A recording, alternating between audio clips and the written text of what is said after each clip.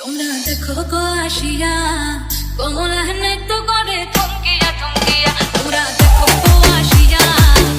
এসে গেছে এসে গেছে এসে গেছে আপনাদের এলাকায় এসে গেছে টক ঝাল মিষ্টি গৌতম ভাইয়ের ফুচকার প্রচার গাড়ি। গৌতম ভাইয়ের ফুচকার প্রচার গাড়ি থেকে আপনারা পাবেন ফুচকা এবং চুরমুর।